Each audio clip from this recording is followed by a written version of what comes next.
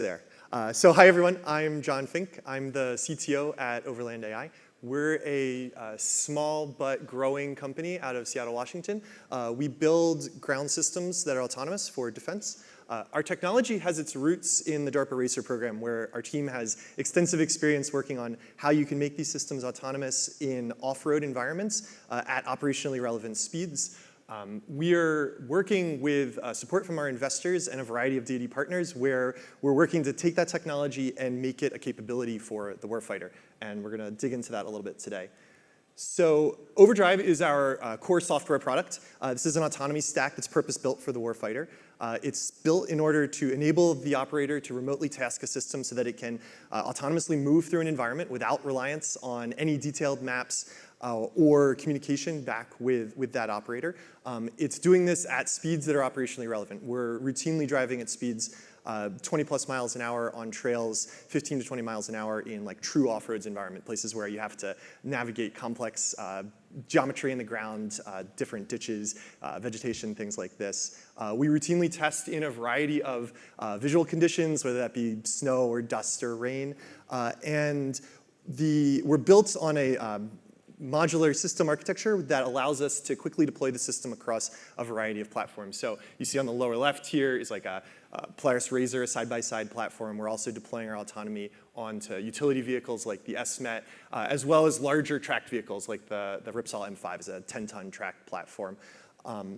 At the end of the day, all of these things are just about getting a platform to move through the environment. And we're deploying a user interface that allows us to then couple that with mission planning and task actual operational capabilities, which is what we're going to dig into a little bit today. So this is a map of our test facility in central Washington. We're going to consider a tactical vignette, if you will, where we've been told that there's an adversary moving from the north to the south through this environment. And we've been given two named areas of interest to perform reconnaissance on.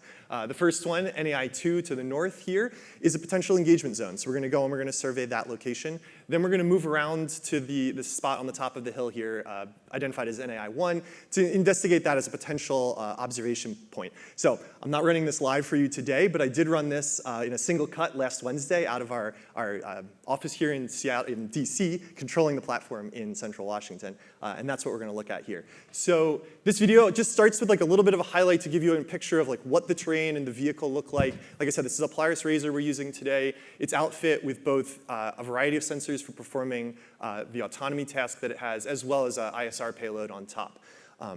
As we start to look at the scene here, this is our user interface for tasking. I begin by essentially defining this task to tell the robot to approach this northern named area of interest.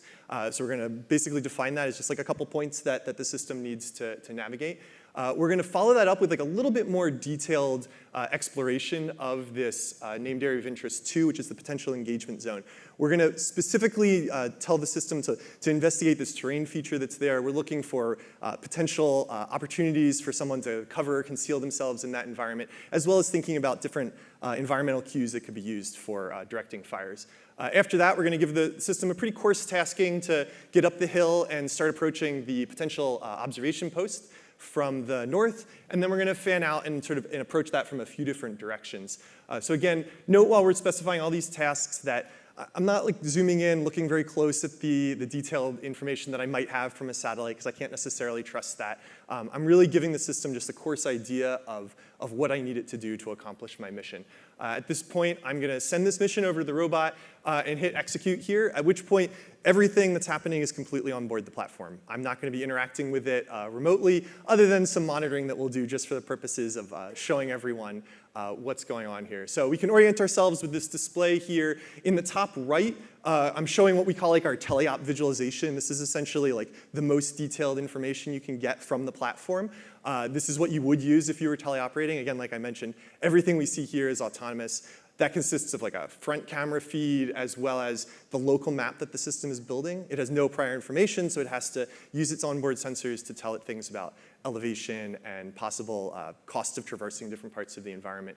On the left side here, we've got general telemetry about the speeds the platform's using, exhibiting, the different pitch and roll that it's experiencing. So again, these are all the cues that a remote operator could use to tell them about the environment that you're performing reconnaissance on. And then in the lower left here, I have sort of a chase view, just again, for the purposes of this demonstration, to let everyone see like what the terrain is like and how the system is navigating. So now we're in this NAI2, so you can see the robot's autonomously moving through this area. It's moving through places where it might have to push through vegetation sometimes.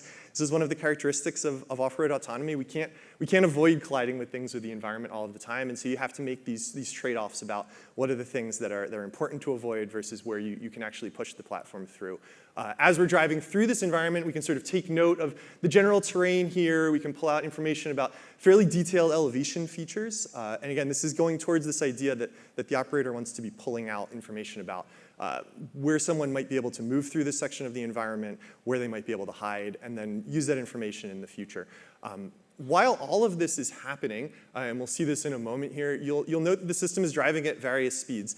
We haven't set any sort of speed limits or specifications to the system when we tasked it. We basically just told it, like, go to these general locations, and it's taking care of all of the decisions as it needs to. So one of the components of this system is looking at the general context of the scene. We'll see right here, it's sort of recognizing, okay, I'm on a dirt road here. I can pick up speed. I can move through the environment a little bit more quickly. I don't need to be ready to like make sharp turns or deal with potential like ditches or things like this in the environment. This is the same way that a human would operate when you're experiencing a space like this.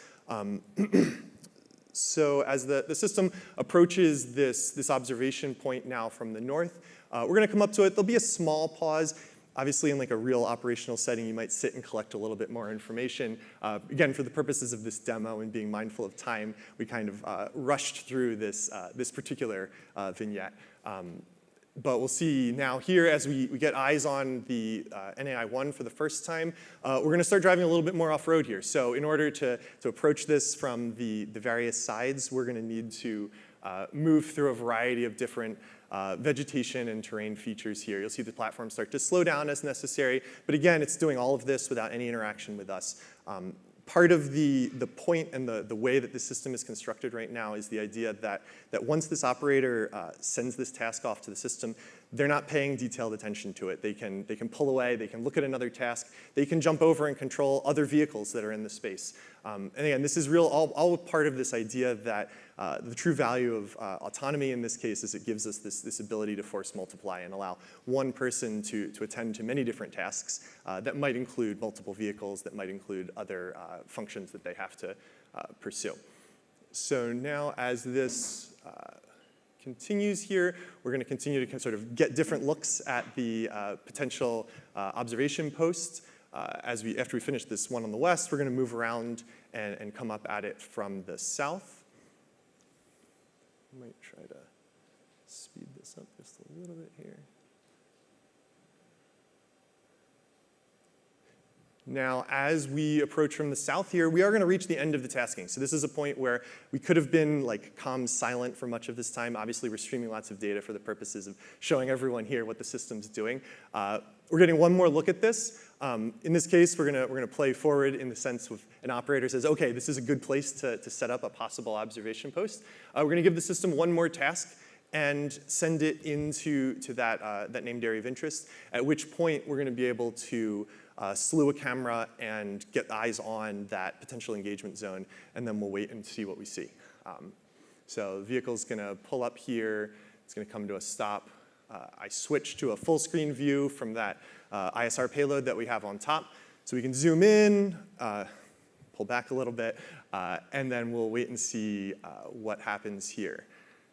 And at the completion of this mission, we're gonna see someone moving through the engagement zone here. And again, this is all sort of, we're building out this end-to-end capability that allows an operator to conduct a real mission in this case. In this case, it's both a reconnaissance mission and then waiting and sort of being able to trigger on this potential adversary that we just saw here. And so this is really just the beginning of the types of capabilities that you can build with the kind of technology that we're building at Overland.